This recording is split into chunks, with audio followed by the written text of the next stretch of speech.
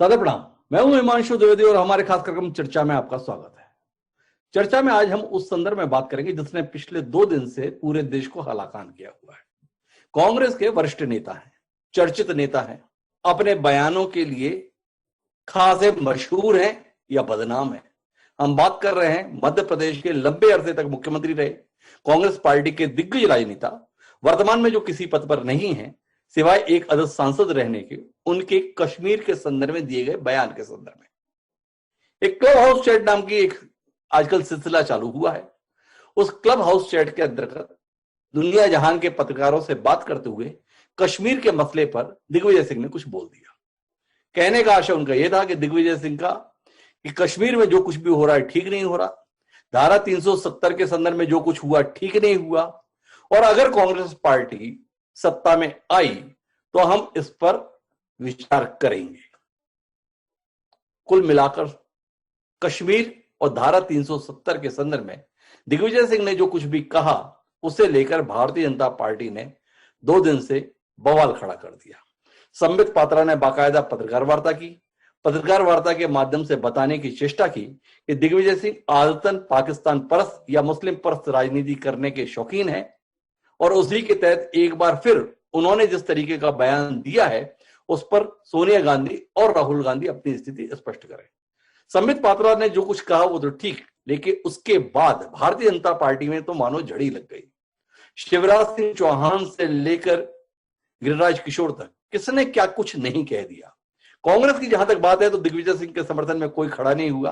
कांग्रेस के संदर्भ में कांग्रेस के प्रवक्ता ने केवल इतना कहा कि हमने कार्य समिति के अंतर्गत स्पष्ट तौर पर प्रस्ताव पारित किया था, पार्टी के तमाम वरिष्ठ नेता उस प्रस्ताव के अनुरूप ही व्यवहार करें।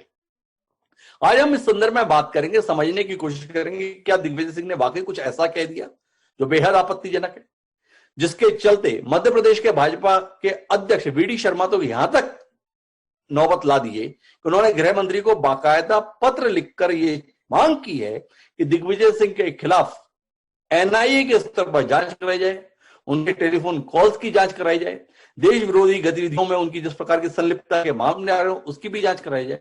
तो कुल मिलाकर एक लंबा सिलसिला है। हम इसी पर आज बात करेंगे, समझने की कोशिश करेंगे कश्मीर के हालात क्या हैं, धारा 370 के संदर्भ में ताजा तरीन बवाल के मायने क्या हैं, और दिग्विजय सिंह जो हमेशा एक बयान देकर अपने आप को सुर्खियों में ले आते हैं, इस बार उनके इस बयान के पीछे मंशा क्या है। इस चर्चा का हिस्सा बनने के लिए 4 खास मेहमान हमारे साथ जुड़ रहे हैं, उनसे आपका परिचय कराएं और इस चर्चित विषय पर कुछ सार्थक संवाद करने की कोशिश करें। उससे पहले लेकिन समय है आज के विचार सूत्र का। हमारा आज का विचार सूत्र महान दार्शनिक सुकरात का दिया हुआ है। सुकरात ने यह कहा कि परिवर्तन का रहस्य अपनी सारी ऊर्जा को पुराने से लड़ने पर नहीं बल्कि नए निर्माण पर लगाने में। सुकरात ने जो ये दृष्टिकोण दिया है उसके संदर्भ में हम इस चर्चा को आगे बढ़ाते हैं कि क्या वाकई कश्मीर के संदर्भ में अभी भी हमें धारा 370 पर ही अड़े रहना है, लगे रहना है, या अब समय बहुत गुजर गया। 2 साल की करीब वक्त होने के लिए आ रहा है जब धारा 370 के तमाम प्रावधान इतिहास के पन्नों में दफन हो गए हैं। तो हमें इस क्षेत्र को देश की मुख्य धारा में लाने के संदर्भ में, वहां के लोगों के जीवन स्तर को बेहतर करने के संदर्भ में, वहां के हालात को सामान्य करने के संदर्भ में कोशिश करनी चाहिए, या पुराने जख्मों को उघाड़कर दर्द को हर स्तर पर फैलाने की कोशिश होनी चाहिए। इस चर्चा का हिस्सा बनने के लिए हमारे साथ 4 खास मेहमान जुड़ चुके हैं। हमारे साथ इस समय मौजूद है भारतीय जनता पार्टी के तेज तर्रार सांसद संतोष पांडे जी। हमारे साथ दिग्विजय सिंह के पक्ष के संदर्भ में नजरिया रखने के लिए राजनीतिक विश्लेषक निशांत वर्मा जी मौजूद हैं, जिनकी स्वयं की भी कश्मीर के संदर्भ में और भारतीय जनता पार्टी या मोदी सरकार की नीतियों के संदर्भ में खासी असहमति है। हमारे साथ रघु भट्ट जी हैं जो सीधे कश्मीर से हमारे साथ जुड़ रहे हैं, पीडीपी के नेता हैं, और साथ ही देश के वरिष्ठ पत्रकार विनोद अग्निहोत्री जी भी हमारे साथ जुड़ चुके हैं। आप सभी का स्वागत है। पर चर्चा की शुरुआत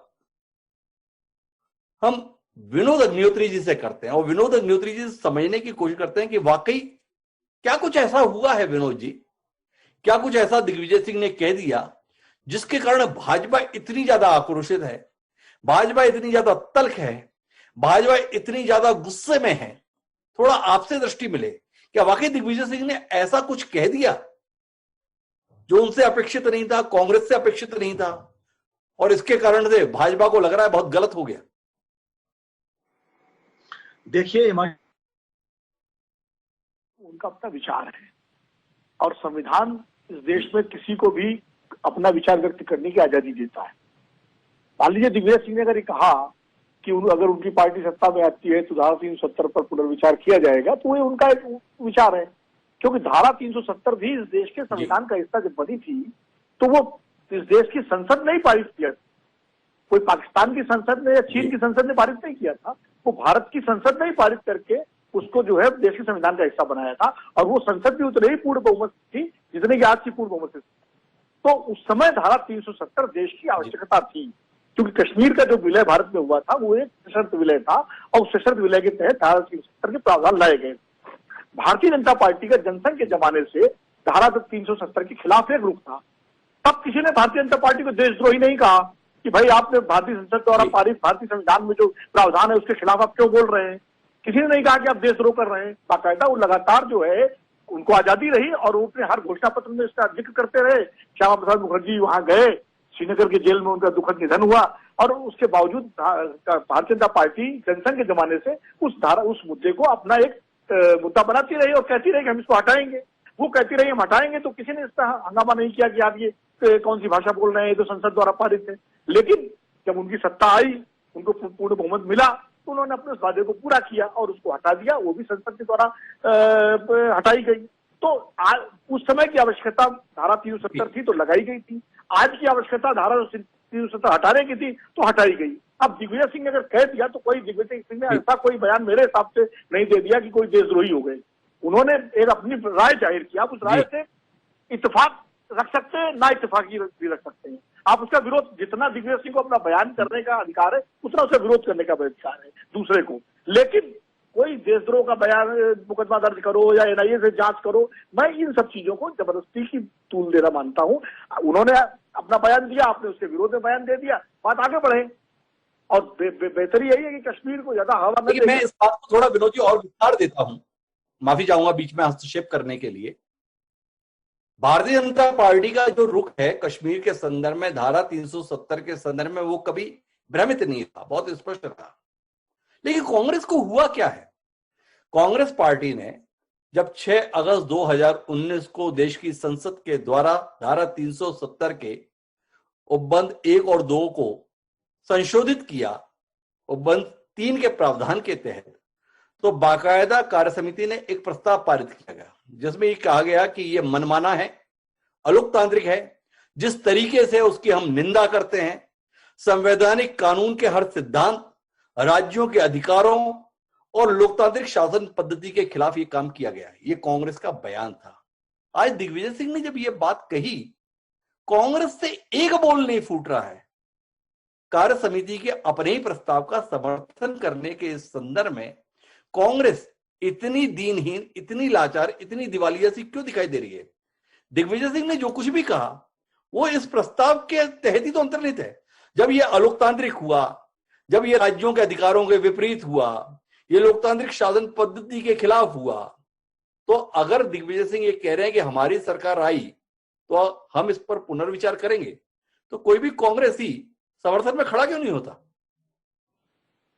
देखिए हिमांशु जी, कांग्रेस पार्टी की समस्या ये है कि कांग्रेस पार्टी की स्थिति वही है। वो प्रताप सिंह कैरों की कार से इससे खरगोश कुचल गया था, तो उनसे पूछा गया, उन्होंने पीए से पूछा ये क्यों कुचला। उन्होंने कहा कि साहब ये कार तेज थी। बोले कार तेज नहीं थी, ये तय नहीं कर पाया कि आगे जाऊं कि पीछे जाऊं। तो कांग्रेस पार्टी उस स्थिति से गुजर रही है। उनके सामने समस्या ये है कि अगर वो धारा 370 के एकदम से भारतीय जनता पार्टी वाला स्टैंड ले लेते हैं हटाने के पक्ष में, तो उनको लगता है कि अल्पसंख्यक वोट और कश्मीर की उनकी पूरी नीति जो रही है उस पर सवाल उठता है। अब अगर उसके खिलाफ हो जाते हैं तो जो इस फैसले के तो इस समय देश का मूड है वो, उससे उनका बड़ा राजनीतिक नुकसान होने का खतरा है। इसलिए कोई स्पष्ट नीति और लाइन कांग्रेस पार्टी नहीं ले पा रही है, क्योंकि कांग्रेस पार्टी के नेतृत्व में कुछ जो है बुनियादी इस समय समस्याएं हैं। नेतृत्व से मेरा मतलब कोई व्यक्ति विशेष नहीं है, कांग्रेस पार्टी के तमाम बड़े नेताओं की बात कर रहा हूँ जिनको मिला के नेतृत्व बनता है। उसमें अध्यक्ष भी हैं, उसमें महासचिव भी हैं, उसमें कार्य समिति के सदस्य भी हैं, जो एक लाइन नहीं तय कर पा रहे हैं। अब आपको एक रुख तय करना चाहिए। हालांकि कार्य समिति ने कहा है कि हम धारा 370 हटाने का विरोध नहीं करते, लेकिन तरीके का विरोध करते हैं, और तरीके को लेकर के सुप्रीम कोर्ट में मामला लंबित है। अब सुप्रीम कोर्ट में जब फैसला आएगा तो तरीके पर बात होगी कि तरीका सही था कि गलत था, ये सुप्रीम कोर्ट तय करेगा। तो कांग्रेस पार्टी को एक स्पष्ट लाइन लेनी चाहिए, और दिग्विजय सिंह कांग्रेस के छोटे मुद्दे नहीं, कार्य समिति के सदस्य हैं, बड़े नेता हैं, महासचिव रहे हैं, मुख्यमंत्री रहे हैं 10 साल मध्य प्रदेश के, तो अगर कोई बात कह रहे हैं तो पार्टी को उस पर अपनी स्पष्टता रखनी चाहिए, मेरा ये मानना है। पार्टी को अपनी बात स्पष्ट तौर पर रखनी चाहिए, लेकिन पार्टी आदतन अब अनिर्णय की शिकार है, कहां जाए, किस तरीके से जाए। लेकिन मैं निशांत जी के पास आऊं उससे पहले एक बार संतोष पांडे जी की बात सुनना चाहता हूं, और संतोष पांडे जी से ये समझना चाहता हूं कि दिग्विजय सिंह ने ऐसा कह क्या दिया जो अचानक आप कूद कूद कर दिग्विजय सिंह के बयान को लेकर एक बार फिर सामने आ गए। क्या देश के बाकी मुद्दों पर मिल रही असफलता आपको बार बार बाध्य कर रही है किसी खलनायक को तलाशने के संदर्भ में, संतोष पांडे जी, जिसके तहत आप दिग्विजय सिंह के उस बयान को लेकर बात कर रहे हैं जो लगातार कांग्रेस का स्टैंड रहा है? समझना चाहेंगे आपसे, क्या किया दिग्विजय सिंह ने इस बार जो इतना नाराज हैं आप लोग?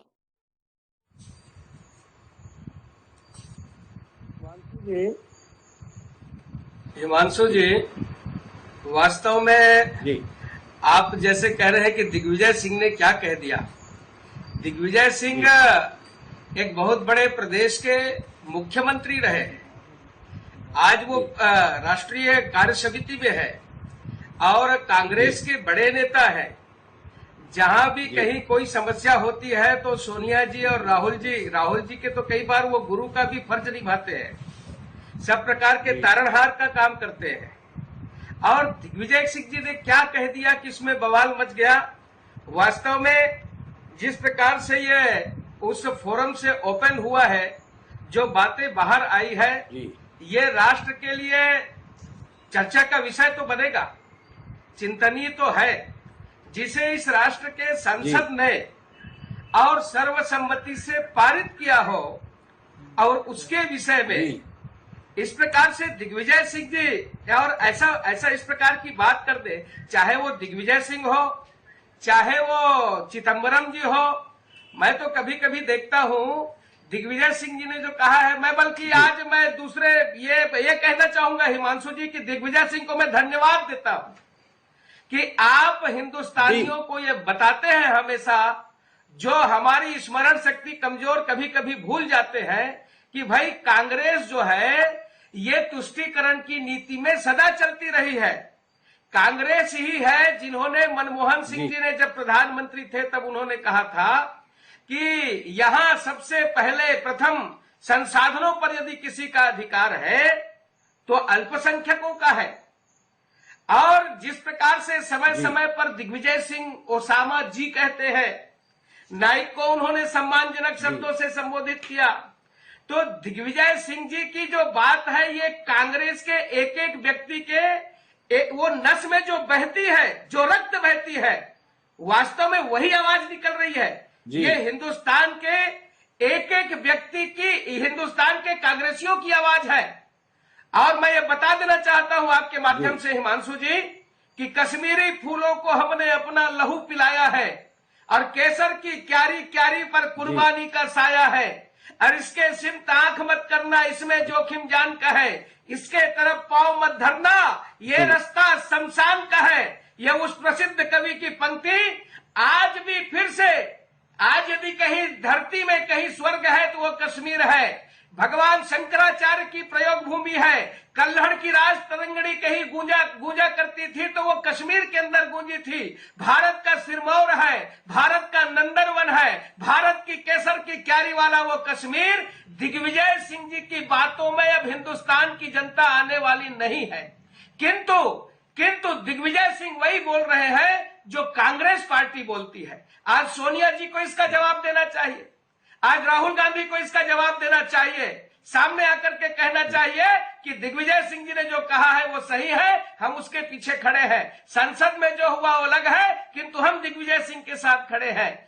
आज जिस प्रकार की चर्चा आज पूरे हिंदुस्तान में है, ये अच्छी चर्चा नहीं है। और कांग्रेस पार्टी को एक बार पूरा हिंदुस्तान फिर से जान चुका है कि यह तुष्टीकरण की नीति, एक प्रदेश से मेरे दो तीन एक सवाल है संतोष जी, आपने काफी विस्तार से बात कह ली, लेकिन मेरे 2-3 सवाल हैं। आपको बड़ा ऐतराज है इस बात पे कि देश की संसद ने जिसको पास कर दिया उस पर दिग्विजय सिंह ये टिप्पणी कर रहे हैं, पर भारत की संविधान सभा ने 17 अक्टूबर 1949 को इस धारा 370 संबंधी प्रावधान को उस समय आर्टिकल 306A के तहत स्वीकार किया था, और आप 1949 में भारत की संविधान सभा के द्वारा स्वीकारी गई व्यवस्था के खिलाफ 70 साल तक बोलते रहे।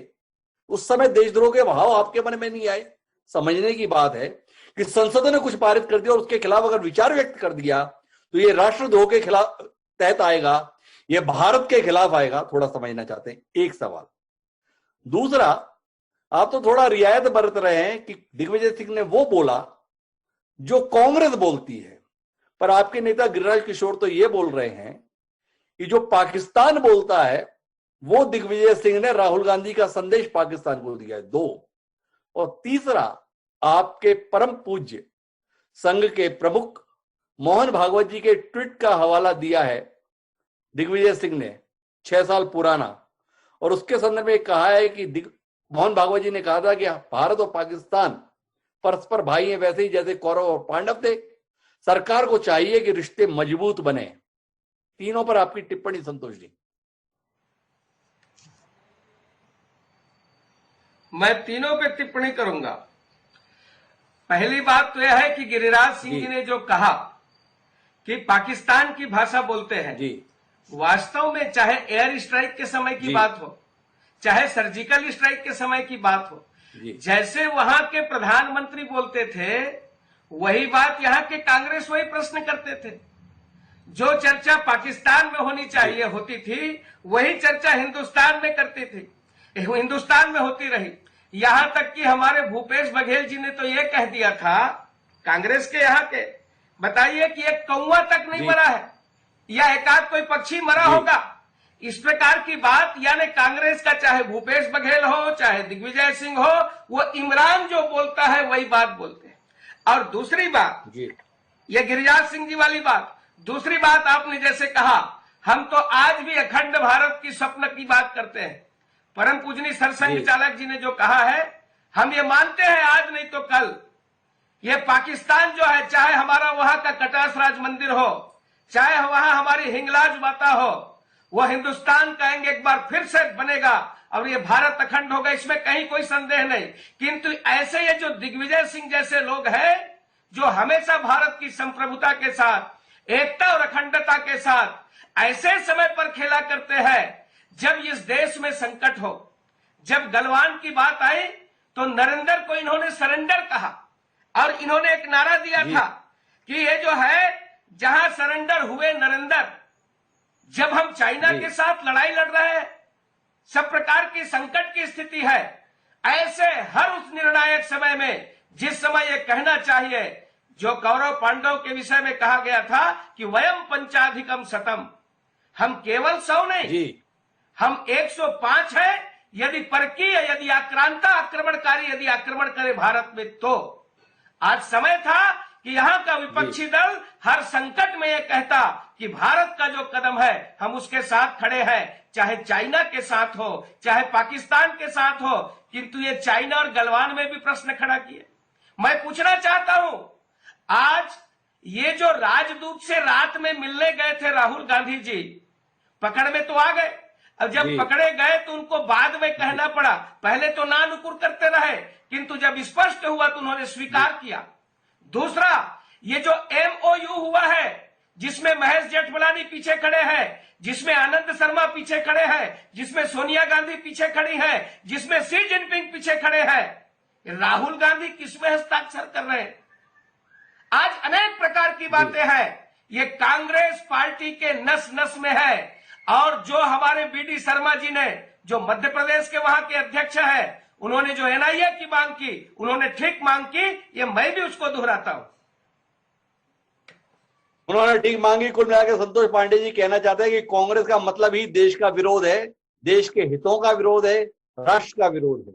देखिए, मैं निशांत जी के पास आऊं उससे पहले राव भट्ट जी कुछ हस्तक्षेप करना चाह रहे हैं। एक बार उनकी बात सुन लेते हैं कि राव भट्ट जी कहना क्या चाह रहे हैं। जी रऊफ जी। सबसे पहले मैं सलाम पेश करता हूं कांग्रेसी लीडर को कि जिन्होंने ये सच बात कही। अगर कोई देशभक्त है, मैं इस कांग्रेस लीडर को समझता हूं कि ये सच्चा ही देशभक्त है। वो इसलिए कि देश लोगों का होता है। अगर जम्मू कश्मीर के लोग जम्मू कश्मीर के लोग नहीं चाहते थे कि ये 370 35A हटे, इसको हटाने के लिए 2 चीफ मिनिस्टर्स को, एमएलए साहिबान को, पूरे स्टेट को जो है बंद करना पड़ा, अरेस्ट करना पड़ा चीफ मिनिस्टर साहिबान को, एमएलए साहिबान को। तो ये कौन सी राजनीति है? ये कौन सा, अगर देश लोगों का है, क्या हम इस देश का हिस्सा नहीं है? हमारे साथ ये ज्यादतियां क्यों है? हम अगर ये हमारे एमएलए साहिबान करते, ये हमारी यहाँ की असेंबली करती तो ठीक है, ये लीगल है। ये तो इलीगल था। ये तो हमें इस कानून के, इस आईन ने हमें दिया था। यहाँ के फोर फादर्स जिन्होंने इस मुल्क को आजाद किया था, उन्होंने अगर ये हक हमें दिया है, आज ये एंटी नेशनल कैसे हो गया? इनका ये काम, ये तो कल तक कहते थे कि तालिबान ने तो जहाज यहां से लिया था अगवा करके, उनसे ये बात कर रहे हैं, उनके ये पलवे चाट रहे हैं। वो कौन सी देशभक्ति है? ये तो आज ये पाकिस्तान की बात कर रहे हैं या हम पाकिस्तान की बात कर रही है?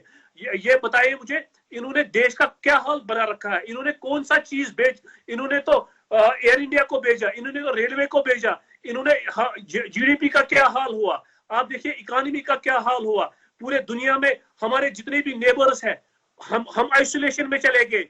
जो हमारे दोस्त कल तक थे, जो हमारी कॉलोनीज कल तक थी, वो हमारे अगेंस्ट है। ये कौन सा पोलराइजेशन कर रहे हैं मुल्क में? ये मुल्क में क्या कर रहे हैं, इस पर रऊफ भट्ट जी का सवाल है। उनका कहना है कि हमारे लोगों को जेल में डालकर क्या किया इन्होंने। मैं रऊफ जी आपके पास वापस लौटूंगा, देखिए अभी मैं निशांत जी के पास जाना चाहता हूँ और निशांत जी से समझना चाहता हूँ कि भारतीय जनता पार्टी इस कदर आक्रामक है और दिग्विजय सिंह अकेले पड़े हुए दिखाई दे रहे हैं। यहां तक कि उनके अपने भाई लक्ष्मण सिंह भी उनके विचारों के साथ नहीं है। लक्ष्मण सिंह जी ने बाकायदा ट्वीट करके कहा है कि धारा 370 की वापसी संभव नहीं है।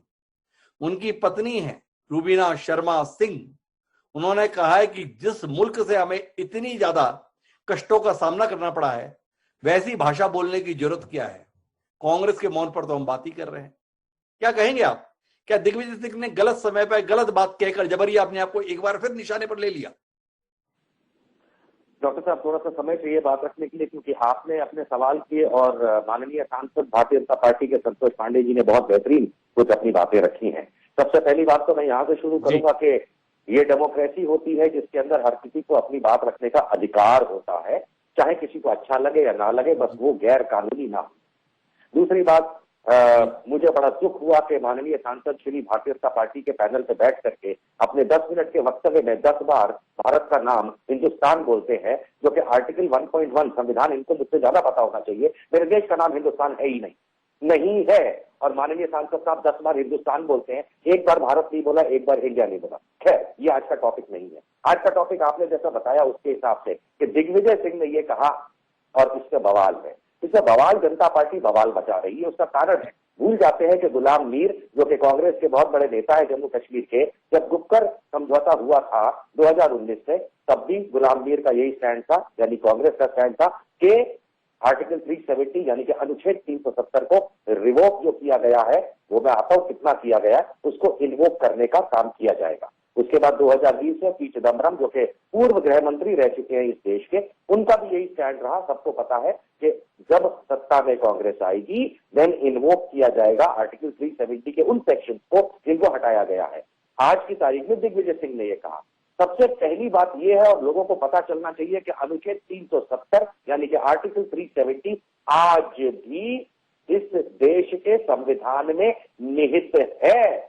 भारतीय जनता पार्टी के माननीय सांसद बैठे, उन्हें पता है, उन्होंने तो बैठ करके एब्रोगेशन का बिल पास करवाया होगा संसद में। सर, आपने सेक्शन 2, 3 और 4 जो है आर्टिकल 370 का, उसको डाइल्यूट किया है।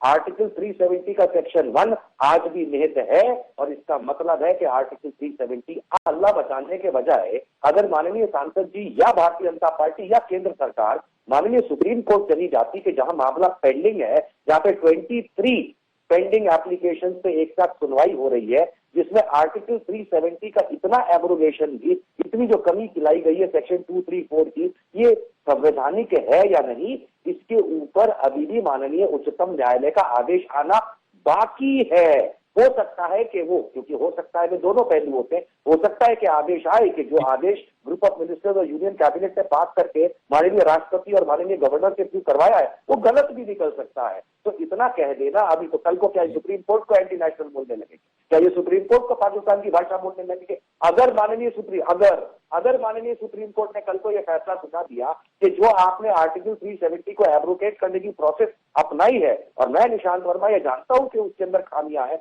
लेकिन कल को अगर माननीय सुप्रीम कोर्ट कह दे कि आपके अंदर इसमें खामी थी, एब्रोगेट नहीं हो सकता, तो क्या माननीय सांसद Bharatiya Janata party supreme court को और केंद्र सरकार सुप्रीम कोर्ट को एंटी नेशनल कहेगी? तीसरी बड़ी बात, माननीय सांसद ने राहुल गांधी की एक बात निकाली कि वो चीनी एम्बेसडर के साथ क्या कर रहे थे, रात में पकड़े गए। माननीय सांसद श्री, आपको पता होना चाहिए उस समय वो एसपीजी प्रोटेक्टी थे। तो क्या आप ये कहना चाहते हैं कि मोदी सरकार के समय एसपीजी इतनी बेकार थी कि वो एसपीजी प्रोटेक्टी जो कि 4 ही हुआ करते थे, माननीय प्रधानमंत्री और 3 गांधी परिवार के लोग, वो यही नहीं जानते थे आप लोग के होम मिनिस्टर के कहाँ गए हैं राहुल गांधी? इस चीज को राजनीतिक मुद्दा बनाने से पहले आपको सोचना चाहिए। अंतिम बात ओपनिंग कमेंट से आगे से माननीय सांसद श्री संतोष पांडे जी, कभी भी कांग्रेस के MOU with Chinese communist party का नाम मत लीजिएगा, क्योंकि आपके नितिन गडकरी, आपके राम माधव, आपके कोश्यारी साहब ये 2-2 बार जाकर के चीन के अंदर कम्युनिस्ट पार्टी ऑफ चाइना से ट्रेनिंग लेते हैं, एमओयू करते हैं, जिसमें आखिरी वाला था नवंबर 2014 में,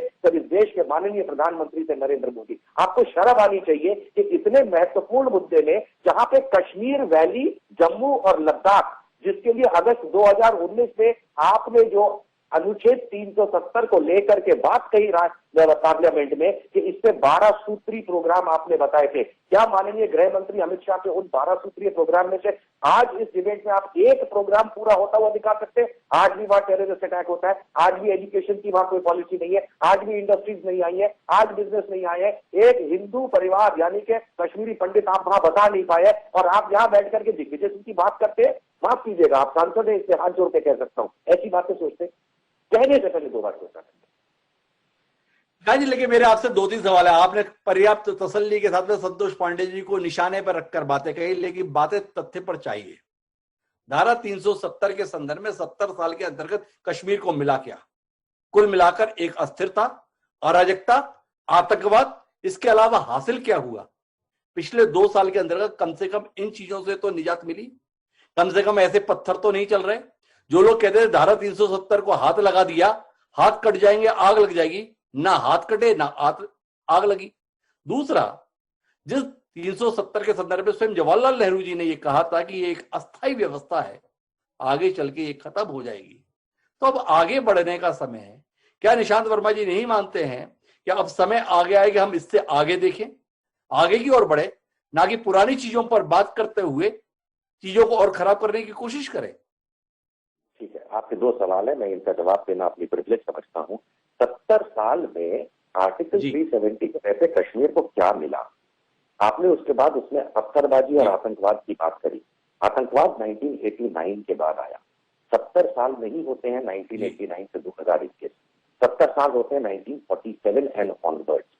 मैं मानता हूं कि कश्मीर को लेकर के भारत और पाक के बीच में कई युद्ध हुए 1947 ऑनवर्ड्स, लेकिन जो आतंकवाद है वो 1989 के बाद आया, जब भारतीय जनता पार्टी की सपोर्टेड वीपी सिंह की सरकार थी। और आप हमेशा लेकर के भाजपा वाले बैठ जाते हैं कि राज्य में किसकी सरकार थी। हम तो सवाल ये समझते हैं कि धर्म संकट में केंद्र सरकार क्या कर रही थी। लेकिन आप कहते हैं कि जिस तरीके से आर्टिकल 370 के रहते क्या मिला कश्मीर को, जब आर्टिकल 370 एब्रोगेट कर रहे, पांडे जी आपको तो पूरा समय आप संसद में भी बोलते हैं, हमें जरा आम जनता को बोल तो लेने दीजिए। देखिए, आर्टिकल 370 एब्रोगेट करते समय अगस्त 2019 के अंदर जब माननीय गृह मंत्री अमित शाह जी भाषण दे रहे, मैं तो ये समझता हूं कि उनके भाषण की त्रुटियां आज साबित होती हैं कि आज जून 2021 तक उनके 12 सूत्रों में से एक भी चीज साबित नहीं हुई। इसलिए बजाय 70 साल का हिसाब मांगना, ये तो एक भारतीय जनता पार्टी का तरीका होता है, हम इस 2 साल या 1.5 साल का हिसाब मांगते हैं कि उस 12 सूत्र में से एक भी क्यों नहीं हुआ। आप ये नहीं समझते कि उस 70 साल के अंदर अटल बिहारी जी की 6 साल भी आ जाती है, मोरारजी की सरकार भी आ जाती है, और मान के चलिए मोदी जी के भी कुछ साल आ जाते हैं, ये 70 साल करते रहते हैं। 7 साल छोड़ दीजिए, आप ये बताइए कि आज मान लेते हैं 1.25 वर्ष में क्या आपने एक भी कश्मीरी पंडित को वापस रिहेबिलिटेट किया? रोज मालूम चलता है, पूंछ में धमाका हुआ, सोपोर में धमाका हुआ, रोज टेररिस्ट अटैक होता है। ये तो गपोड़ी सरकार है जो कहती है कि नोटबंदी से हमारा कश्मीर के अंदर आतंकवाद बंद हो जाएगा, उसके बाद अनुच्छेद 370 पे हो जाएगा, और आज भी रोज सुनाई देता है धमाका। तो ये बात हमें समझ में नहीं आती। दूसरी बात मैं एक साफ कर देता हूं सर, कि अनुच्छेद 370 क्योंकि मामला लंबित है माननीय उच्चतम न्यायालय में, इसमें किसी भी राजनीतिक पार्टी को अतिशयोक्ति में आके एक दूसरे पे लांछन लगाने से पहले सोचना चाहिए। मैं खुद पक्षधर हूं कि आर्टिकल 370 को रीइंस्टेट यानी कि इन्वोक करना चाहिए, क्योंकि बिना उसके जम्मू एंड कश्मीर का जो संविधान था जिसको इन्होंने खत्म कर दिया है, उसके बिना जम्मू एंड कश्मीर की बाउंड्री हमें नहीं पता चलती। क्योंकि सांसद तो लोग बन जाते हैं पर उन्हें यह नहीं पता कि जम्मू एंड कश्मीर की बाउंड्री भारत के संविधान में नहीं है, वो जम्मू एंड कश्मीर के संविधान में थी, जिसको साथ लेके चलना पड़ता था। Article 2 of Jammu and Kashmir का संविधान पढ़ना पड़ता है, कॉन्स्टिट्यूएंट असेंबली को समझना पड़ता है। सिर्फ नारेबाजी इलेक्शन में करके वोट तो मिल सकते हैं, लेकिन जब उसको ऑपरेटिव मैनर में एडमिनिस्ट्रेटिव तरीके से आप लगाते हैं, तो आज की तारीख में सर मान के चलिए कि जम्मू में रहने वाले डोगरा भले ही वहां भाजपा का नारा लगाते हैं, लेकिन वो अपनी जमीन डॉक्टर हिमांशु द्विवेदी को 1 इंच नहीं बेचेंगे, क्योंकि जो आर्टिकल 370 था वो कश्मीर वैली के लिए अकेले नहीं था, वो जम्मू के लिए भी था। आप जाके पूछिए क्या जम्मू का आदमी खुश है? वोट जरूर भाजपा को दे देगा, लेकिन वो जमीन आपको 1 इंच नहीं बेचेगा। कोई इंडस्ट्री नहीं लग पा रही, कोई घर नहीं लग पा रहा, कोई वापस नहीं जा पा रहा, रोज के वहां पे बम फूट रहे हैं, रोज के वहां आतंकवाद है। इसमें क्या भारतीय जनता पार्टी आर्टिकल 370 को लेकर काम करती है? निशांत जी का ये कहना है कि 70 साल पर बात मत कीजिए, 1.25 साल हो गए धारा 370 के संदर्भ में नए कदम उठाए हुए, उसके बाद क्या बदल गया कश्मीर के अंदर? ये सवाल है, और इस सवाल को लेकर मैं रघु भट्ट जी के पास आता हूं। रघु भट्ट जी से जानना चाहता हूं कि क्या बदल गया कश्मीर में? बदल ये गया कि यहाँ पॉलिटिकल एक्टिविटीज खत्म हुई, यहाँ जो वाकई मेन स्ट्रीम पॉलिटिकल लीडर्स है उनको इररिलेवेंट किया गया, यहाँ सियासत का जनाजा निकला, यहाँ हालात इतने बदतर हुए कि हर दिन आप देखते हो यहाँ एनकाउंटर होता है। हाल ही में कल सोपोर में एनकाउंटर हुआ। आप यहाँ 1 साल से घरों में लोग महसूर है, यहाँ इकोनॉमी का हाल बुरा है, यहाँ जो है अनएम्प्लॉयमेंट बहुत ज्यादा बड़ी है, लोग जो है फेडरेशन से बहुत दूर जा रहे हैं। यहाँ जो बीच में पॉलिटिशियंस थे, पॉलिटिकल पार्टीज थी, उनको आपने बिल्कुल ही इररिलेवेंट कर दिया, उनकी कोई एक्टिविटी नहीं, पॉलिटिकल कोई एक्टिविटी यहाँ नहीं हो रही है। यहाँ लोग ये समझ रहे हैं हम इस मुल्क का हिस्सा है या इस मुल्क, अगर हम इस मुल्क का हिस्सा है, हमारे साथ सौतेली माँ का व्यवहार क्यों हो रहा है? क्या हमसे हक नहीं था कि हमसे पूछा जाता? हमारे एमएलए साहिबान जो हमारी जो असेंबली है, कॉन्स्टिट्यूट असेंबली जो है, उनका ये हक था कि ये एब्लिगेशन होता या नहीं होता, हमारा जो स्पेशल स्टेटस है उसे जाना चाहिए या नहीं जाना चाहिए। ये जोर जबरदस्ती सिर्फ पार्टी की वोट पॉलिटिक्स करना, ये सिर्फ पार्टी की लाइंस पे। अगर हम वाकई फेडरेशन को मजबूत करना चाहते हैं, फिर हर स्टेट के लोगों को हमें ऑन बोर्ड लेना है। ये हर एक स्टेट का, हर एक इंसान का मुल्क है, ये हर एक बाशिंदे का मुल्क है, हर एक सिटीजन का मुल्क है। तो इसमें आप जो वाकई हमारे मुल्क को आगे लेने वाली चीजें हैं, जिसमें हमारी इकोनॉमी है, जिसमें हमारी जीडीपी है, जिसमें हमारी इंडस्ट्री है, उन पे आप कोई बात नहीं कर रहे हो। अभी हम करते हैं, हम देखिए हमारी जो सरकार है केंद्र में, वो तालिबान से बात करने के लिए तैयार है, उस पे आप कोई प्रोग्राम नहीं करते हो, उस पे कोई क्रिटिसाइज नहीं हो रहा है। इस पे क्रिटिसाइज हो रहा है कि जो हमें पार्लियामेंट ने दिया था कश्मीरी लोगों को, जो हमारे जो फोर फादर्स थे इस मुल्क के, उन्होंने हमें जो दिया था स्पेशल स्टेटस, वो इलीगल था। जो उस पे बात करेगा वो एंटी नेशनल है। ये कहां की सियासत है? ये कहां की जमहूरियत है? लोगों को साथ जुड़ाना है, लोगों को। मेरा कुछ सवाल है आपसे रघु जी, आपसे कुछ सवाल करता हूं। ये बात आप बार बार दोहरा ले रहे हैं। देश की संसद ने दिया था ना, संसद ने ले लिया। आपने कहा कि हमें दोयम दर्जे का, आपको दोयम दर्जे का बनाया, मुख्य धारा का हिस्सा बनाया। आप पूरे भारत में जहां चाहे वहां पे जमीन खरीदिए। भारत का व्यक्ति जहां, जम्मू कश्मीर भी एक राज्य है, वहां पर आकर जमीन खरीद सके। इतना ऐतराज क्यों? भारत के संदर्भ में इस तरीके से रचने बसने को लेकर आप पहले शंकाएं जताते थे, पर 2 साल के दौरान ऐसा कुछ हुआ तो नहीं कश्मीर के अंदर जिसके आधार पर कहा जाए कि आग लग गई? क्या आपको नहीं लगता है कि आप वहां की जनता के मिजाज को समझने में चूक गए, क्योंकि आप वैसा कोई आंदोलन खड़ा नहीं कर पाए, कोई जन समर्थन आप साबित नहीं कर पाए? क्या कहेंगे इस पर? मुल्क को पाकिस्तान और हिंदुस्तान ये मान रहा है ये एक बायलैटरल मसला है। आज इनकी वजह से, इनकी बेवकूफी की वजह से चाइना जो है गलवान में आया, चाइना लद्दाख में आया, इंटरनेशनली यूएन में 3 बार मसले कश्मीर पे बात हुई, यूरोपियन यूनियन पे बात हुई। ये तो इन्होंने अपने घर की बात तो इन्होंने इंटरनेशनली रिकॉग्नाइज करवाई। ये तो इनकी बेवकूफी थी। ये तो वोट पॉलिटिक्स करते हैं। आप देखिए, मैं सलूट करता हूं दिग्विजय सिंह को, जो वाकई मुल्क को जोड़ना चाहते हैं, जिसमें वाकई पेट्रोटिज्म है, वो ये बात नहीं करते। आप देखिए दिल्ली का हाल क्या है। के बयान से विरोध है रघु भट्ट जी, लेके मैं वापस लौटता हूं विनोद अग्निहोत्री जी आपके पास में, और आपसे जानना चाहता हूं कि कितने व्यवहारिक हैं ये बातें। निशांत जी कह रहे हैं कोर्ट में है, इतना मुक्त क्यों है? दिग्विजय सिंह जी कह रहे हैं कि पुनर्विचार करेंगे। रघु जी कह रहे हैं मैं सैल्यूट करता हूं उनकी सोच को। देखिए, आपसे समझना चाहता हूं, 2 साल होने को आए हैं। कश्मीर के संदर्भ में जितनी आशंकाएं फारूक अब्दुल्ला बताते थे, जितनी आशंकाएं महबूबा मुफ्ती बताती थी, जितनी आशंकाएं गिलानी जी बताया करते थे, कुल मिलाकर 2 साल में ऐसा कुछ हुआ तो नहीं। क्या आपको लगता है कि अब वापस कदम लौटाने की जरूरत है या आगे बढ़ जाने का सही समय? यह है कि धारा 370 के जो प्रावधान हटाए गए हैं, उस तरह के प्रावधान अन्य राज्यों, खासकर पूर्वोत्तर राज्यों को लेकर के आज भी हैं संविधान में। धारा 371 और 72 नागालैंड को लेकर के है, मिजोरम को लेकर के है, पूर्वोत्तर राज्यों में भी उस तरह के प्रावधान है, विशेष प्रावधान। और वो अभी हम उन पर चर्चा नहीं कर रहे हैं, क्योंकि वहां शायद परिस्थिति नहीं बनी होगी जो, या उससे शायद आपकी जो डोमेस्टिक पॉलिटिक्स है, जो घरेलू राजनीति है, वो एड्रेस नहीं होती। इसलिए उन पर कोई नहीं कहता कि एक विधान और एक निशान वहां भी लागू हो। नागालैंड में तो नहीं लागू होता है एक विधान और एक निशान, वो भी तो इस देश का हिस्सा है, लेकिन उस पर चूंकि उस पर वोट नहीं मिलते हैं ना यहाँ पर मुख्य भूमि में, वो राजनीति की फसल नहीं होती। जहां तक धारा 370 की बात है, देखिए मैं भट्ट साहब की बात से सहमत हूँ कि कश्मीर के नागरिक भी इस देश के नागरिक हैं, जितने कि उत्तर प्रदेश के, मध्य प्रदेश के, राजस्थान के या किसी अन्य राज्य के लोग जो है इस देश के नागरिक हैं। ये हमको समझना पड़ेगा और हमको उनकी भावना का ध्यान में रखना पड़ेगा। और ये भी सही है कि 370 रहे या हटे, इसका फैसला भारतीय संसद ने किया है और उसकी संवैधानिकता का मसला सुप्रीम कोर्ट में चुनौती दी गई है। अब सुप्रीम कोर्ट तय करेगा कि संवैधानिकता है या नहीं है, ये सुप्रीम कोर्ट पर छोड़ देते हैं। उस पर मैं कोई टिप्पणी नहीं करूंगा कि मामला न्यायालयिक विचाराधीन है और न्यायिक परिव्यू में जब मामला है तो उस पर टिप्पणी नहीं की जानी चाहिए।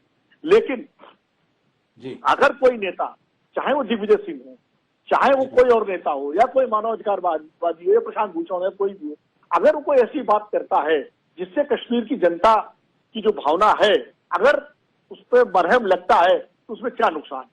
कश्मीर के लोगों को ये तो महसूस होना चाहिए ना कि उनकी बात कहने वाले लोग इस कश्मीर के बाहर भी हैं, या बिल्कुल कश्मीर को अलग थलग कर देंगे आप। पर अब कश्मीर के बारे में कोई इस देश में कश्मीर के बाहर बोला ही नहीं।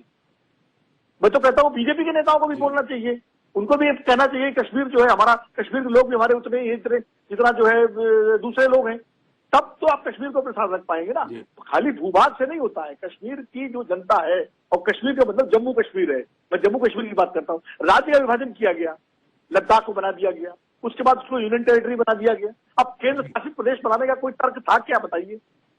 अरे एक तरह से डिमोशन कर दिया गया उसका, उस राज्य का, और उसके बाद प्रावधान में हट गया। तो कुल मिलाकर के आखिर लोगों को तकलीफ होगी नहीं होगी। अब रही बात कि कुछ हुआ नहीं, तो क्या हम चाहते हैं कि कश्मीर के लोग दंगा करें क्या? ये तो कश्मीर के लोगों को सैल्यूट करना चाहिए कि उन्होंने कोई अशांति नहीं की, कोई वहां पर जो है इस तरह का काम नहीं किया जो इस देश के खिलाफ हो। उन्होंने चाहे जिस मैं भी चाहूंगा इसमें हस्तक्षेप के लिए, वो दंगा करें ये सवाल नहीं है। क्या उनकी इस चुप्पी को या उनके इस अनुशासन को आप फैसले का समर्थन मानने के लिए तैयार नहीं? क्या कुछ नेता जो लगातार ये भी बयान देते थे कि आप धारा 370 को छूकर तो देखिए, आग लग जाएगी, धुआं तक नहीं निकला। क्या आप नहीं मानते कि एक जनमानस बन जाता धारा 370 के संदर्भ में? और ये भारतीय जनता पार्टी की वैचारिक विजय है, जो 70 साल से लगातार वो लड़ाई लड़ रहे थे। आपने कई सारे सवाल उठाए नागालैंड या इसके संदर्भ में, पर भाजपा ने इसे मुद्दा तब बनाया जब जनसंघ के संस्थापक श्यामा प्रसाद मुखर्जी इसी मुद्दे पर कश्मीर में बलिदान हुए। उसने इस मुद्दे को छोड़ा नहीं, 70 साल तक इस विषय के साथ अपने एजेंडे को रखा, सफलता मिली। क्या सराहेंगे नहीं कि उन्हें अपने एजेंडे को ठीक तरीके से क्रियान्वित करने में कामयाबी मिली? देखिए, कामयाबी तो आई जब बहुमत है उनका, तो उन्होंने अपने एजेंडे को लागू किया। उन्होंने कोई चोरी छिपे एजेंडे को नहीं लागू किया। मैं मानता हूं उन्होंने अपने घोषणा पत्र में हमेशा रखा, और जब उनको बहुमत मिल गया, भाई 70 साल तक उनको बहुमत नहीं मिला उस मुद्दे पर, तो वो नहीं लागू कर पाए। जब बहुमत मिला तो लागू कर दिया। ये तो ठीक है, इसमें मैं इसको, लेकिन आखिर जो ऐसा तो है नहीं कि पूरे 135 करोड़ लोग उस मुद्दे के साथ हैं। कुछ बहुत सारे लोग उसके विरोध में भी होंगे, उनको भी अपनी बात रखने का हक है कि नहीं ऐसे? यानी अगर कोई व्यक्ति कहे कि हम धारा 370 से हटाए जाने के पक्ष में नहीं है, तो देशद्रोही कैसे हो गया वो? कैसे देशद्रोही हो जाएगा वो? ये बड़ा मौलिक सवाल है विनोद अग्निहोत्री जी का, कि अगर धारा 370 के हटाने के पक्ष में कोई नहीं है तो क्या उसको सीधे देशद्रोही करार देंगे? पर संतोष पांडे जी, मैं इस विचार को निशांत वर्मा जी के साथ जोड़ते हुए आपके पास आता हूं। आपने धारा 370 के संदर्भ में संशोधन कर लिए, जिसके संदर्भ में आप गर्व से कहते हैं आपने धारा 370 हटा दी, हालांकि वो है, लेकिन धारा 370 हटाने के साथ हासिल क्या हुआ, ये जानने में देश को दिलचस्पी है। 12 सूत्रीय कार्यकर्ता निशांत वर्मा जी जानना चाहते हैं क्या हासिल करके दे दिए 2 साल के अंदर। एक अच्छा भला राज्य था, उसको डिमोशन करके आपने केंद्र शासित प्रदेश बना दिया। एक विधानसभा हुआ करती थी, 2 साल होने को आ गए, विधानसभा का अता पता नहीं है। विधायिका का प्रावधान है संशोधन के अंतर्गत, पर वो विधायिका 2 साल बाद भी आप अस्तित्व में नहीं ला पाए। लोगों के वोट के अधिकार को अपना विधायक चुनने के संदर्भ में, अपनी सरकार बनाने के संदर्भ में 2 साल बाद भी आप दे नहीं पाए हैं। क्या कहेंगे अपनी इस विफलता पर, अपनी इस नाकामी पर? आदरणीय हिमांशु जी, कश्मीर के अंदर जो हुआ है विगत वर्षों में, स्वतंत्रता के बाद इसको पूरा हिंदुस्तान जानता है, पूरा देश जानता है, पूरा भारत जानता है जी। तस्करे लोहेबा, तस्करे और हिजबुल मुजाहिदीन, JKLF, क्या क्या ये जितने भी है अल्लाह टाइगर्स के नाम से, और जो वहां जिस प्रकार से केसर की क्यारियों में वहां जो नागिन, जो आतंकवाद जो फैला के रखे थे, आज पूरा इसको देश जानता है। जो सैनिक आतंकवादियों को मार, एक तरफ लड़ाई करते थे तो पीछे से पत्थर चलते थे। वहां के नौजवानों को किस प्रकार से सामने लाया जाता था, केवल नौजवान नहीं, वहां की महिलाओं को, तिरंगों को सरेआम लाल चौक पर जलाया जाता था। क्या आपको, या ये जो बात कर रहे हैं भट्ट जी, जिस प्रकार से जिन्होंने कहा कि मैं सैल्यूट करता हूं, यह बताएं कि क्या तिरंगा का सम्मान हो रहा है, आपको अच्छा नहीं लगता? एक देश में 2 विधान, एक देश में 2 निशान, एक देश में 2 प्रधान, यह हमारा आज से नहीं, शुरू से जनसंघ की स्थापना से लेकर के डॉक्टर श्यामा प्रसाद मुखर्जी का बलिदान यदि किसी के लिए हुआ तो इसी के लिए हुआ, कश्मीर की रक्षा के लिए, संप्रभुता के लिए, भारत की अखंडता के लिए हुआ। आप बताएंगे यहाँ संतोष जी, ये सब बातें आप कह चुके, मुद्दे पर आइए। 2 साल में क्या करके दिए? हटा दिया ना धारा 370, सलाम कर रहे हैं सब आपको। उसके बाद क्या बदल गया कश्मीर के अंदर? क्या मिल गया जम्मू कश्मीर को? इस सवाल के संदर्भ में कुछ तो कहेंगे संतोष पांडे जी। 2 साल में अमन और चैन की ओर जम्मू एंड कश्मीर बढ़ा है। वहां DDC के चुनाव हुए हैं। DDC के चुनाव में जिस प्रकार से वहां के नौजवान महिलाएं भाग ली हैं, वहां के लोगों ने जिस प्रकार से वहां डिबेट में और जिस प्रकार से चुनाव में लोकतांत्रिक तरीके से भाग लिया है, आप देखिए कश्मीर घाटी के अंदर एक परिवर्तन आया है। आज वह सब प्रकार से आत्मनिर्भर बनने के लिए, और वहां के जो भटके हुए भी जो है वो बंदूक छोड़ करके मुख्य धारा में चलने को तैयार हो रहे हैं। और जब बड़ा ऑपरेशन होता है तो थोड़ा सा समय भी लगता है। आप थोड़ा समय का और इंतजार करें, ज्यादा दिन नहीं हुआ है। कश्मीर में एक समय आएगा कि आज पूरे विश्व के लोग फिर से कश्मीर की ओर वहां पर्यटन में जाएंगे। वहां की अर्थव्यवस्था, वहां की सारी व्यवस्था बहुत अच्छी होगी। आपने जिस प्रकार से ये कहे कि मैं सैल्यूट करता हूं करके, संतोष जी, मुझे मैं तो माफी बड़ी के साथ मैं आपसे सवाल करता हूं, माफ कीजिए संतोष जी, थोड़ा सा आप सवाल को सुने। एक डीडीसी के चुनाव आपने करा लिया, उपलब्धि बता रहे हैं। उस कश्मीर में इस देश की आजादी के बाद विधानसभा के चुनाव नियमानुसार होते थे। उस कश्मीर में लोकसभा चुनाव भी होकर आते थे, उनमें आपके भी तमाम सांसद जीत के आते थे। पिछले 2 साल से उस कश्मीर से उसकी विधानसभा छीन ली गई है, अस्तित्व में नहीं आ पाई। क्या कहेंगे? एक सवाल। दूसरा और संवेदनशील बिंदु पर आपकी दृष्टि चाहता हूं। कश्मीरी पंडितों का दर्द, कश्मीरी पंडितों का विस्थापन, कश्मीरी पंडितों का अपनी जमीन से जुदाई पिछले 2 साल के अंतर्गत इस धारा 370 के हटने के बाद और उससे पहले की 5 साल की सरकार, 7 साल में कितने कश्मीरी पंडित अपनी जमीन पर वापस लौटा पाया, देश जानना चाहता है। क्या संतोष पांडे जी के पास में कोई आंकड़ा है उन कश्मीरी पंडितों के दर्द, दुख, तकलीफ, पीड़ा को दूर करने के संदर्भ में?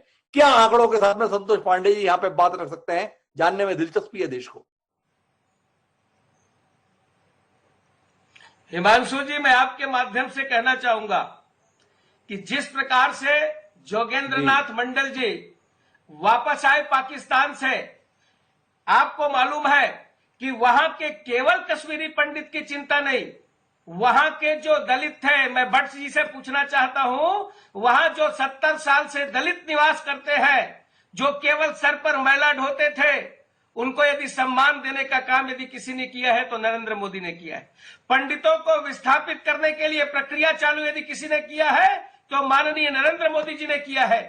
मैं आपको विश्वास दिलाता हूं आपके आईएनएच के माध्यम से कि आने वाले समय में 7 साल में केवल साल भर गुजरे हैं, ज्यादा दिन नहीं हुए हैं। आप थोड़ा सा धैर्य रखें, कश्मीर में सब प्रकार के आप परिवर्तन, चेंजेस देखेंगे और अमन चैन जिस प्रकार से पूरे हिंदुस्तान में है वो कश्मीर में भी आ रही है, इसमें आप जरा भी शंका ना करें। किंतु मैं फिर से एक बात कहना संतोष चाहूंगा, पांडे जी के पास नहीं है, लेकिन आने वाले समय के लिए उम्मीद की बात कर रहे हैं संतोष पांडे जी, के आने वाले समय के लिए उम्मीद रखें, आप वो सारे बदलाव देखेंगे। निशांत जी की कुछ असहमति है, कुछ हस्तक्षेप है, सुनते हैं निशांत जी क्या कुछ कहना चाहते हैं। असहमति तो डेफिनेटली है, लेकिन मैं चाहूंगा कि अगर आपकी कैमरा टीम अगर इस फोटो को सिर्फ पांडे जी को 5 सेकंड के लिए दिखा दे। पांडे जी पहचानते ही कौन है? आप 70 साल कर रहे हैं। ये है भारत के पूर्व माननीय प्रधानमंत्री श्री अटल बिहारी वाजपेयी, जो कि सेपरेटिस्ट यानी कि टेररिस्ट लीडर के साथ, जिनको आप टेररिस्ट कहते हैं, उनके साथ हाथ मिला रहे हैं और चर्चा कर रहे हैं और कश्मीरियत की बात कर रहे हैं। आप राहुल गांधी, जवाहरलाल नेहरू, इंदिरा गांधी, राजीव गांधी जितना गरियाना है गरियाइए। सर 2 शब्द जरा अटल जी के लिए बोल के दिखाइए, क्योंकि सारे काम तो 2014 में हम सब पैदा हुए और मोदी जी के आने के बाद हम लोगों ने जंगल से बाहर निकल के आंखें खोली, ये देश बन गया। ये जरा अटल जी के बारे में 2 शब्द बोलेंगे? वो 6 साल हमारे देश के प्रधानमंत्री थे, मेरे देश के टेररिस्ट के साथ वहां पे वो क्या डिस्कशन कर रहे थे? शर्म नहीं आती आपको सांसद होने के बावजूद? माफ कीजिएगा, हाथ जोड़ के कह रहा हूं, आप राजनीति कर रहे हैं, आप राजनीति कर रहे हैं। मैं बार कहूंगा, आप इतने व्यक्तिगत क्यों हो जाते हैं बात करते हुए? सामान्य सांसद हैं संतोष पांडे जी, पढ़े लिखे व्यक्ति, आप भी पढ़े लिखे हैं, इतना एकदम व्यक्तिगत क्यों चले जाना?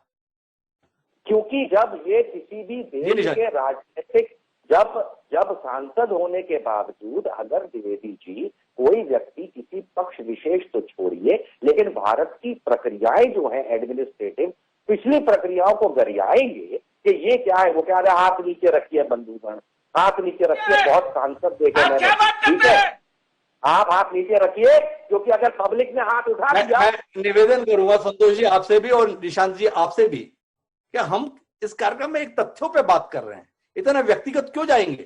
संतोष पांडे जी एक विचारवान व्यक्ति हैं, अपने विचारों के आधार पर लगातार बात रखते हैं, उनका नजरिया है, आप उसमें केवल नजरिए की दृष्टि से अपनी बात कहिए ना, विचार सुनिए ना।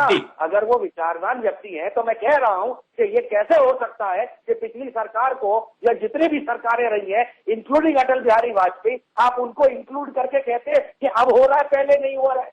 मैं तो आपसे यही तो सवाल कर रहा हूं और वो हाथ दिखाने लगते। मैं तो सवाल कर रहा हूं कि अटल बिहारी वाजपेयी जी सेपरेटिस्ट के साथ मिलकर क्या कर रहे थे, जरा बताइए देश को। इतनी राजनीति झाड़ते। निशांत जी का जो सवाल है, मैं सीधे संतोष जी के पास चलता हूँ। निशांत जी, आपने सवाल दिया है संतोष पांडे जी के पास, में निश्चित रूप से कहने के लिए कुछ ना कुछ होगा। जी संतोष जी। ये जो वामपंथी विचारधारा है, जो नेहरूवादी, उसके विषय में बताइए आप। जी संतोष जी, निशांत वर्मा जी ये जानना चाहते हैं, उन्होंने एक सवाल दिया कि कश्मीर में जिनको अलगाववादी बताया जाता है, आतंकवादी बताया जाता है, उनसे संवाद करने की कोशिश तो भारतीय जनता पार्टी के सर्वमान्य नेता अटल बिहारी वाजपेयी जी ने भी प्रधानमंत्री रहने के दौरान की थी। क्या कहेंगे आप उनकी इन कोशिशों के संदर्भ में? मैंने ये कब कहा कि आज जिस प्रकार से आंतरिक आतंक, मैं उसी में बोल रहा हूं, आज जिस प्रकार से चर्चा उस समय बिल्कुल होनी चाहिए, उन्होंने जो की वो गलत नहीं की, किंतु चर्चा की भी कोई सीमा होती है। सागर के उर में ज्वाला सोती है और चर्चा की भी, धैर्य की भी कोई सीमा होती है।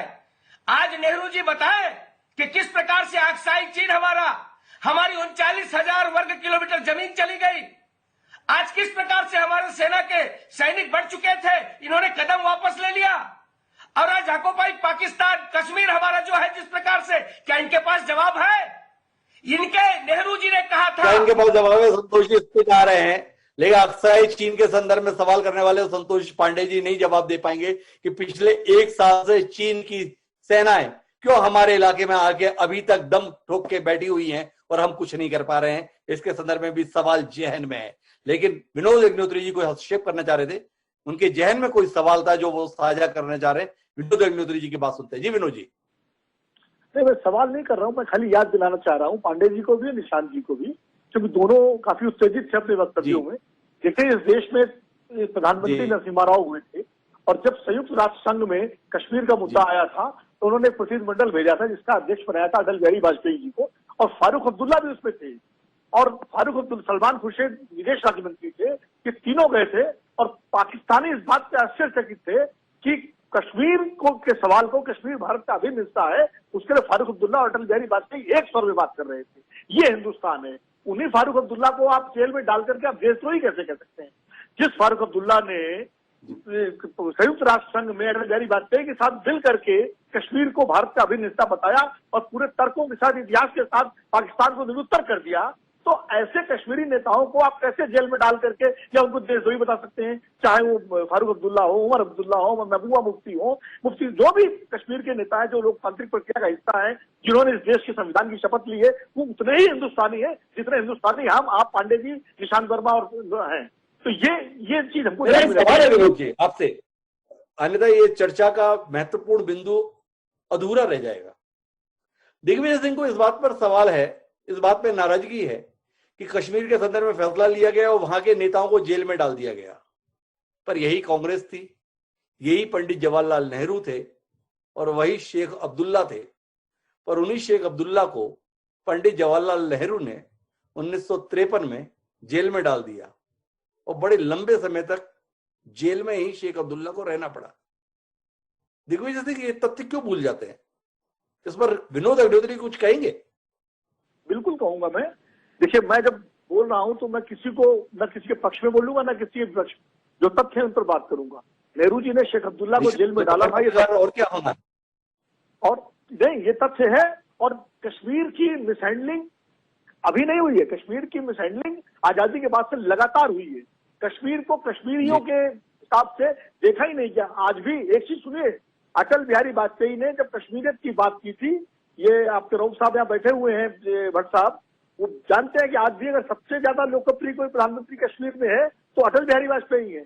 जवाहरलाल नेहरू जो कश्मीरी थे वो उतने लोकप्रिय नहीं है जितने कि अटल बिहारी वाजपेयी आज भी है, क्योंकि उस व्यक्ति ने पहली बार ये कश्मीरियत शब्द का प्रयोग किया था और उन्होंने हुर्रियत के नेताओं से भी बात की थी और हिजबुल के नेताओं का और सीआरपीएफ के नौजवानों के बीच क्रिकेट मैच भी हुआ था, हिजबुल के आतंकवादियों का। और ऐसा ही नहीं है, अटल बिहारी वाजपेयी ने बाकायदा हुर्रियत के साथ बात करके जो रास्ता निकाला था और उसके बाद जो मुशर्रफ के साथ आगरा समिट में जो बात होने वाली थी और जो एक हल होने वाला था कश्मीर के मुद्दे का, उसको किसने पंचर किया था? संतोष पांडे जी से पूछ लीजिए। आगरा में उस समिट में भी था, वो कैसे पंचर हुआ था? वरना कश्मीर का मुद्दा हल हो गया और हमारे सामने जो है कोई और ये जो लड़ाई है पाकिस्तान के साथ तनावपूर्ण संबंध वो भी ना होते और दोनों मुल्क जो है गरीबी और बेरोजगारी से लड़ रहे होते। आज सभी मेहमानों का बहुत बहुत धन्यवाद। इस विषय के माध्यम से देश के मुकुट बड़ी कश्मीर पर एक सार्थक चर्चा के लिए समय है अब आज के शेर का। हमारा आज का शेर देश के मशहूर शायर बशीर बद्र का दिया हुआ, एक कहता है, सियासत की अपनी अलग एक जुबां होती है, इस सियासत की अपनी अलग एक जुबां है, लिखा हो जो इकरार इनकार पढ़ना। तो बशीर बद्र ने जो ये लिखा था वो सियासी बातों के संदर्भ में लिखा था। तो सियासत में जो कहा जाता है उसे जस का तस नहीं माना जाता, उसके तमाम मायने होते हैं। उन मायनों को समझना बूझना ये जनता का काम होता है। तो हम और आप इन बयानों के मायनों को खोजने की कोशिश करें और किसी सार्थक नतीजे पर पहुंचे। तो कुल मिलाकर यह था हमारा एक गंभीर विमर्श कश्मीर के संदर्भ में। दिग्विजय सिंह ने जो कहा वो बहुत मायने की बात नहीं, मायने की बात आज के संदर्भ में यह है कि वह कश्मीर जो भारत का मुकुट बनी है, वहां पर रहने वाले लोगों का विश्वास हम जीत पा रहे हैं या नहीं। क्या हम उनके जीवन के स्तर में वो सुधार करा पा रहे हैं जो उनका हक भी है और हमारा सपना भी। क्या हमारे देश के तमाम सियासी लोग अपनी सियासी लाभ हानि को जुदा करके केवल और केवल इस इलाके के लोगों की बेहतरी के लिए कुछ कड़े फैसले ले सकेंगे, और केवल फैसले ही नहीं बल्कि उन पर अमल भी कर सकेंगे, जानने में दिलचस्पी आपकी भी और हमारी भी। तो आज के इस कार्यक्रम में इतना ही। कल फिर मिलते हैं नए विषय के साथ। मुझे दीजिए इजाजत। सदा प्रणाम।